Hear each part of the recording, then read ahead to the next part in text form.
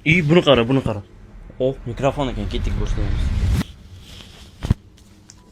Assalomu alaykum hammaga. Mendan xavotir olib yozganlarga hammaga addushi rahmat. Ba'zi bir sabablarga ko'ra Instagramdan yo'qolib qolgandim va nihoyat hozir endi qaytishga qaror qildim.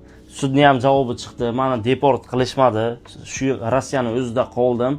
Shtrafni to'laydigan bo'ldim. Endi nasib bo'lsa, xalqqa foydam tegadigan, qanaqadir xalq uchun nimadir ish qilishga harakat qilaman.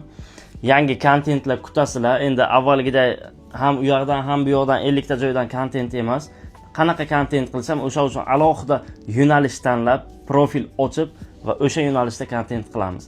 Sizlardan faqat kutib qoladiganim podderishka bo'ladi. Oxirgi 3 ta savolga javob berib ketaman. Birinchisi, haligi duxini podarka qilmadingizmi hech kimga degan. Endi podarka qilaman, endi Instagramga qaytdim. Ikkinchisi, meni profilimni ochib yuritadiganlarga bitta imkoniyat yaratib beraman va pul mukofoti bilan degandim. Uni ham nasib bo'lsa harakatini boshlaymiz. Va uchinchisi, talablarga binoan hozir mashina sotish masalasini ko'pchilik so'ragan ekan va nihoyat biz bunga qaror qildik. Ko'p talab bo'lgandan so'ng bitta yangi profil ochib, avtoobzor qilishni va mashinalaringizni sotib berishga harakat qilamiz.